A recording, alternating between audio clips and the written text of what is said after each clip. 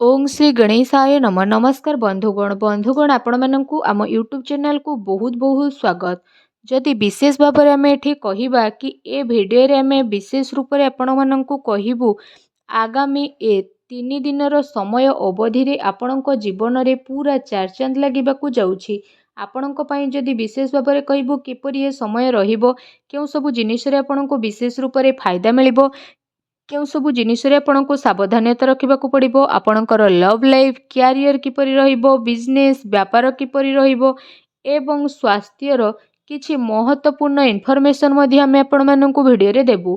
आ video शेष रे आमे किछि उपाय विषय रे मध्ये कहिबु जहा द्वारा आपण ए समय अवधि को आहुरी अधिक भल और मंगलदायक करि परिबे। आगो को वीडियो आरंभ करबा पूर्वरु आमर आपनकु रिक्वेस्ट कि जदि आपण हमर ए चैनल नुआ आछंती चैनल को सब्सक्राइब करंतु सांगरे नोटिफिकेशन बेल को मध्य ऑन करि दियंतु जहा द्वारा समय समय रे सह नुआ नुआ वीडियो रो नोटिफिकेशन आपण माननकु सर्वप्रथमे पहुंची जिवो। तो आसंतु जानिबा किपरि रहिबो आपणक पई विशेष भाबरे ए 3 दिनर स्थिति।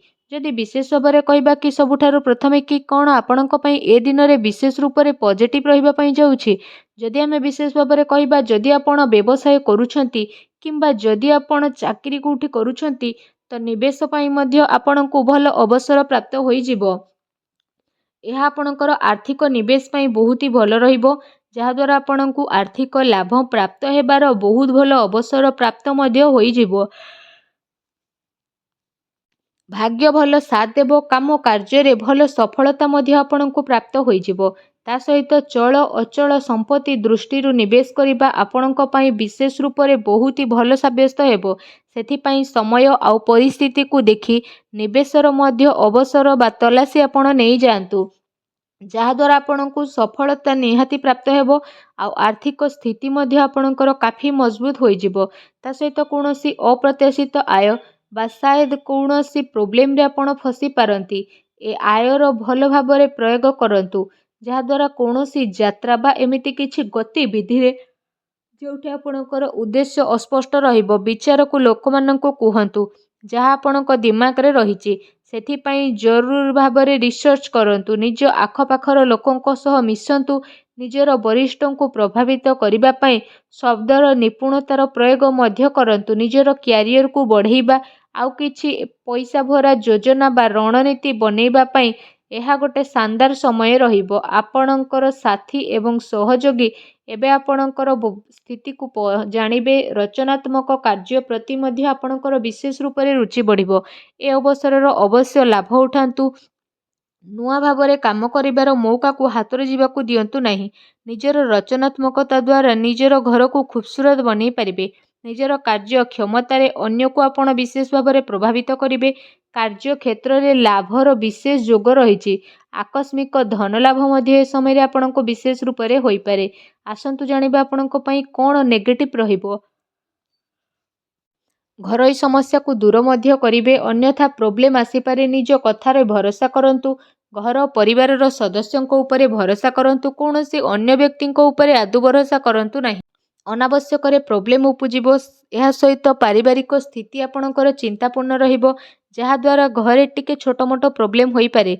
सेथिपई घर और परिवार रे आपसिक सामंजस्य बनै रखिबा पई चेष्टा करंतु जणे आउ जनक उपरे भरोसा करिकी सबु काम को करंतु निजर दायित्व को निभेइबार पूर्ण प्रयास करिकी आपण माता पितांकर संबंध को मधुर बनै रखिबा पई चेष्टा करंतु।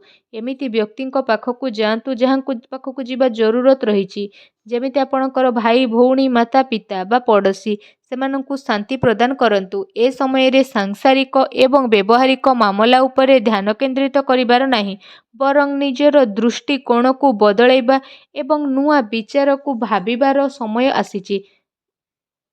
बहुत सारा लोक आपण को नेकी आग को बढ़िबे एहा द्वारा अधिकतर समय मल्टीटास्किंग रे रहिबो बा से सबु की करंतु जहा आपण करूछंती आ आपण को शीघ्र ही सफलता मिलिबो। किछि नुकसान मध्य आपण को ए समय रे मिली पारे जहा आपण को परिवार को प्रभावित करिवो। आपण विचलित मध्य होई जिवे कार्यभार रो अधिकता कारणरू जरूरी कार्य को आपण समय रे सह पूरा करि परिबे नाही। सेथिपई क्रोधर अधिकता मध्य रहिबो। ନକାରାତ୍ମକ ବିଚାର ଠାରୁ ଦୂରେଇ ରୁହନ୍ତୁ ଏବଂ ଅଧିକାରୀଙ୍କ ଠାରୁ ବାଦ ବିବାଦ କରିବା ଠାରୁ ଦୂରେଇ ରୁହନ୍ତୁ। ଏହା ଆପଣଙ୍କ ପାଇଁ ଭଲ ରହିବ।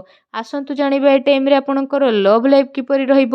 ଆପଣଙ୍କୁ ଆପଣଙ୍କର ପ୍ରେମ ଜୀବନରେ ସମ୍ଭାଳିକି ଚାଲିବାର ଆବଶ୍ୟକତା ରହିଛି। କାରଣ ଛୋଟ ମୋଟ କଥା ବି ବଡ଼ ହୋଇପାରେ ଆଉ ତାର ପ୍ରଭାବ ଆପଣଙ୍କର ପ୍ରେମ ଜୀବନରେ ନକାରାତ୍ମକ ରୂପରେ ମଧ୍ୟ ଆସିପାରେ। ଆପଣଙ୍କର ପ୍ରେମ ପାଇବାର ଇଚ୍ଛା ମଧ୍ୟ ପୂରଣ ହେବ ଆଉ ସେ ବ୍ୟକ୍ତି ଆପଣଙ୍କ ଜୀବନରେ ଆସିବେ ଯିଏ ଆପଣଙ୍କୁ ଗୋଟେ ପ୍ରିୟତମ ରୂପରେ ପ୍ରେମ ପ୍ରଦାନ କରିବେ ଆଉ ଫ୍ରେଣ୍ଡସ୍ ରୂପରେ ଆପଣଙ୍କୁ ସାଥ ମଧ୍ୟ ପ୍ରଦାନ କରିବେ। ଏ ଟାଇମ୍ ଆପଣଙ୍କ ଲଭ୍ ଲାଇଫ୍ ପାଇଁ ବହୁତ ହି ଶାନଦାର ଆଉ ବହୁତ ହି ବେଷ୍ଟ ରହିବ। ପ୍ରତିଟି ସ୍ଥିତିରେ ନୂଆ ନୂଆ ମୌକା ଆପଣଙ୍କୁ କହିବାକୁ ଗଲେ ପ୍ରାପ୍ତ ହେବା ପାଇଁ ଯାଉଛି। ଏ ଦିନର ଆପଣଙ୍କୁ ଅବଶ୍ୟ ହିଁ ଲାଭ ଉଠେଇବାର ରହିଛି। ଯଦି କହିବା ଆପଣଙ୍କର ବ୍ୟବସାୟ କ୍ୟାରିୟର ବିଷୟରେ ତା ବିଶେଷ ଭାବରେ ବ୍ୟବସାୟ ଗତିବିଧି ଆପଣଙ୍କର ସଫଳ ହେବ। କାରବାରରେ ବିଶେଷ ଭାବରେ ଧନଲାଭର ସ୍ଥିତି ରହିଛି। ପ୍ରପର୍ଟି ସେୟାର ବଜାରରେ ବିଶେଷ ଭାବରେ ନିବେଶ କରିବା ଆପଣଙ୍କ ପାଇଁ ଲାଭଦାୟକ ରହିବ। ଅନାବଶ୍ୟକ ଖର୍ଚ୍ଚର ଅଧିକତା ରହିବ ଯାହାର କଣ୍ଟ୍ରୋଲ କରିବାର ଆବଶ୍ୟକତା ରହିଛି। ଏହା ସହ ଚାକିରି କରୁଥିବା ବ୍ୟକ୍ତିବିଶେଷଙ୍କ ପାଇଁ ଏ ଦିନ ବହୁତ ଭଲ ରହିବ। ବିଦ୍ୟାର୍ଥୀଙ୍କ ପାଇଁ ଟାଇମିଂ ମିଲାଜୁଲା ରହିବା ପାଇଁ ଯାଉଛି। ତ ଯଦି କହିବା ଆପଣଙ୍କ ପାଇଁ ବିଶେଷ ଭାବରେ ବ୍ୟାପାର ସମ୍ବନ୍ଧିତ କୌଣସି ଯାତ୍ରାରେ ଯିବାର ଯୋଗ ବନୁଛି। କୋର୍ଟ କଚେରୀ ସମ୍ବନ୍ଧିତ କୌଣସି ଭଲ ଖୁସି ଖବର ମଧ୍ୟ ଆପଣଙ୍କୁ ପ୍ରାପ୍ତ ହୋଇପାରେ। ଏହା ସହିତ ଯଦି କହିବା ଯେଉଁ ଲୋକମାନେ ସରକାରୀ କ୍ଷେତ୍ରରେ ଚାକିରି କରୁଛନ୍ତି ତ ସେମାନଙ୍କୁ ଶୀଘ୍ର ହିଁ ସରକାରୀ ସୁଖ ପ୍ରାପ୍ତ ହେବ। ଆପଣଙ୍କର ଆମଦାନୀରେ ବହୁତ ଭଲ ବୃଦ୍ଧି ମଧ୍ୟ ଆଗକୁ ଆସୁଥିବା ଟାଇମ୍ରେ ଦେଖିବା ପାଇଁ ମିଳିବ। ତା ସହିତ ସମୟ ଆପଣଙ୍କ କ୍ୟାରିୟର ପାଇଁ ବହୁତ ହି ଅନୁକୂଳ ରହିବ ଆଉ ଆପଣଙ୍କୁ ସରକାରୀ କ୍ଷେତ୍ରରେ କାଫି ଫାଇଦା ମଧ୍ୟ ହେବ। ଆପଣ ଆପଣଙ୍କର କାର୍ଯ୍ୟ ପାଇଁ ସ୍ୱୟଂ ଉପରେ ଭରସା କରିକି ରହିବାକୁ ପଡ଼ିବ। ବେରୋଜଗାରଙ୍କୁ ରୋଜଗାର ନୂଆ ଅବସର ମଧ୍ୟ ପ୍ରାପ୍ତ ହେବ। ବ୍ୟାପାର ଧନ୍ଦାରେ ବହୁତ ଭଲ ଲାଭ ମିଳିବାର ସମ୍ଭାବନା ରହିଛି। କିନ୍ତୁ ଅନାବଶ୍ୟକ ଖର୍ଚ୍ଚର ଯେହେତୁ ଅଧିକତା ରହିବ ତେଣୁ ଟିକେ ସାବଧାନ ରୁହନ୍ତୁ। ଯଦି କହିବା ଏ ସମୟରେ ଆପଣଙ୍କ ସ୍ୱାସ୍ଥ୍ୟ କିପରି ରହିବ ତ ସ୍ୱାସ୍ଥ୍ୟରେ କୌଣସି ପ୍ରକାରର ସ୍ୱାସ୍ଥ୍ୟ ରିଲେଟେଡ୍ ଗମ୍ଭୀର ସମସ୍ୟାର ସାମ୍ନା କରିବା ପାଇଁ ବିଶେଷ ରୂପରେ ପଡ଼ିପାରେ। ସେଥିପାଇଁ କୌଣସି ପ୍ରକାରର ସ୍ୱାସ୍ଥ୍ୟ ସମ୍ବନ୍ଧିତ ସମସ୍ୟା ଉତ୍ପନ୍ନ ହେବା ଦ୍ୱାରା ସମୟ ପୂର୍ବରୁ ଉପଚାର କରିବାର ବହୁତ ଭଲ ଆବଶ୍ୟକତା ରହିଛି। ଯାହାଦ୍ୱାରା ସମୟ ଥାଉ ଥାଉ କୌଣସି ବି ବଡ଼ ପ୍ରୋବ୍ଲେମରୁ ଆପଣ ବାହାରକୁ ବାହାରି ପାରିବେ। ସାବଧାନ ରୁହନ୍ତୁ। ଏଥିପାଇଁ ଆପଣ ନିଜର ଖାଦ୍ୟପେୟ ଉପରେ ବିଶେଷ ଧ୍ୟାନ ଦିଅନ୍ତୁ। ତା ସହିତ ନିଜ ସ୍ୱାସ୍ଥ୍ୟକୁ ଆହୁରି ଅଧିକ ଭଲ ରଖିବା ପାଇଁ ଆପଣ ପ୍ରତ୍ୟେକ ଦିନ ଯୋଗ କରନ୍ତୁ, ବ୍ୟାୟାମ କରନ୍ତୁ ଏବଂ ସୁସ୍ଥ ରୁହନ୍ତୁ।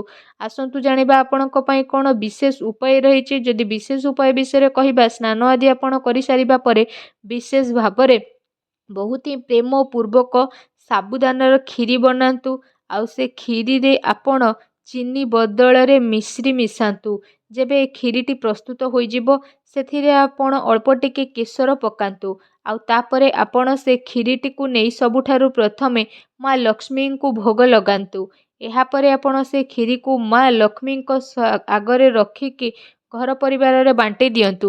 ଏପରି କରିବା ଦ୍ୱାରା ମା ଲକ୍ଷ୍ମୀ ବହୁତ ଅଧିକ ପ୍ରସନ୍ନ ହେବେ ଏବଂ ଆପଣଙ୍କର ସବୁ କଷ୍ଟକୁ ଦୂର କରିବେ। ଯାହା ବି ଆପଣଙ୍କ ଜୀବନରେ ପ୍ରୋବ୍ଲେମ୍ ଚାଲିଛି ସବୁ ଦୂର ହେବ। ଭିଡ଼ିଓଟି କେମିତି ଲାଗିଲା କମେଣ୍ଟ କରିକି ଜଣାଇବେ। ଚ୍ୟାନେଲରେ ନ ଆସିଥିଲେ ଚ୍ୟାନେଲକୁ ସବସ୍କ୍ରାଇବ୍ କରିବେ। ଧନ୍ୟବାଦ।